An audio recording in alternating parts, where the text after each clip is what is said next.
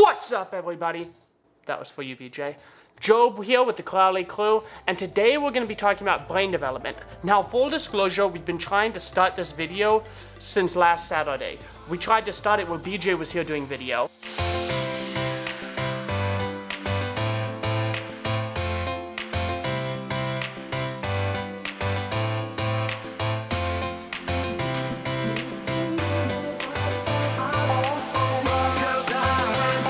And then we tried to start it when Lauren and I were on a date.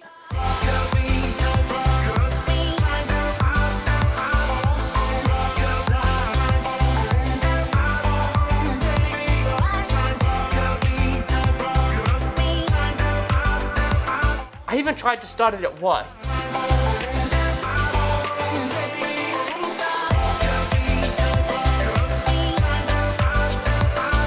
But it just hasn't worked out. Today, we're finally getting around to doing this video about brain development and about why you need to understand brain development, not just for your special needs child, but for every one of your children.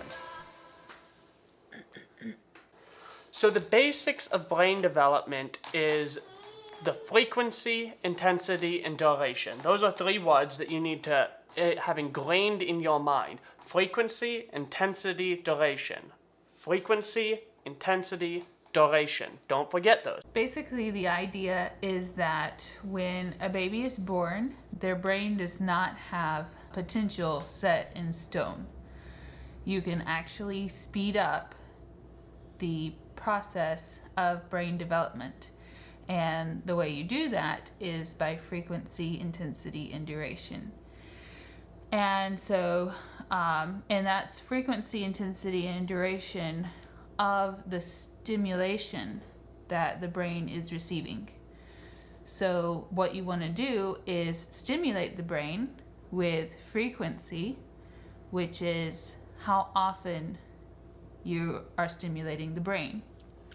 How many times a day you're doing it. If you're doing it once a day versus 30 times a day.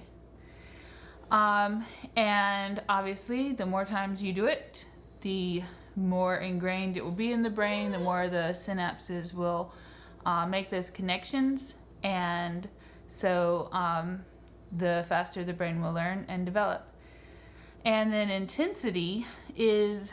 For example, eye development. The eye starts to develop based upon the light coming in, the sight coming in. And so stimulating the eye more often, instead of just having the stimulation when they close their eyes and open it, and that the eyes are stimulated, or when something flashes across and the eyes are stimulated, what you do is more intensely bring up this stimulation. You use a flashlight.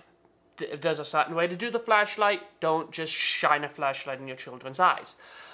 What are other ways? Well, one example that the NACD uses is like with a Christmas tree. Children are very drawn to the colored flashing lights. They might see something like a flashing light once a week or something like that, but if you bring that in front of them several times a day, for instance, it's going to do the same thing that it would do over a year. Of just naturally through the normal course of life, what they would be exposed to, the stimulation that would bring. And the reason that's important is because with a brain injured child, they are not as efficiently gaining the information. And so they need even more stimuli in order to develop their eyes, in order to develop language, in order to develop hearing. They need a lot more stimuli than you would because the brain is not processing it in a proper way. Now, an interesting thing is brain development doesn't stop. There is a suture on your head that does not fully seal until you're about 70 to 75 years old. And so your brain is designed to continue to grow for 70 to 75 years old. And so not only will this affect your children, but also you. You need to be gaining stimuli. And duration is how long the stimulation lasts at one period of time.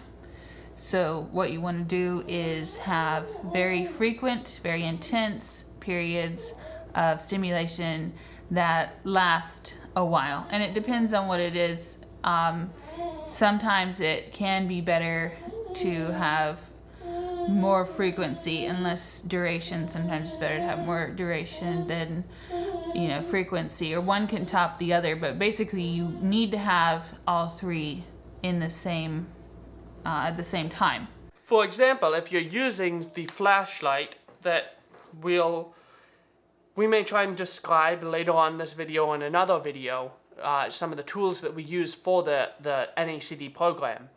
But if you're stimulating the eyes, duration is important, but it's not just important to increase the duration, but to do it right. You don't want to just shine a flashlight in your baby's eyes thinking, oh, well, this will just develop them faster, because that's not necessarily true. In fact, you could damage their eyes by shining and doing these things improperly. So you have to find the balance between frequency, intensity, and duration. You need to understand this when you're dealing with special needs children, that they're not dumb, they're not incapable of learning.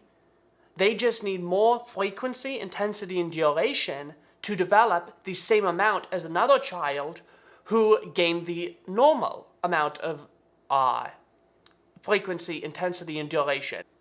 If a child does not get the proper stimuli, they will not develop in the proper way. And so it's our jobs as parents of special needs and normal children, because these same principles apply to your normal children.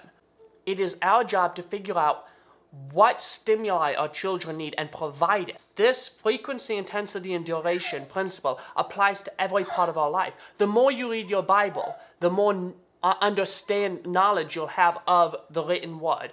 The more you pray, the more you interact with God, the more you develop in that area. So it applies to every aspect of our lives. And we need to be applying not just in our special needs children, but in our regular children. Not just in them, but in our own lives. We need to be applying frequency, intensity, and duration to things that we find important in our lives. If you like this video, be sure to hit the like button. This might be a little awkward. If you want to see another Alessandra special needs related video, look at it right here. If you want to see another filmmaking video, look at it right here. Be sure to subscribe and comment down below, and we'll see you in the next video.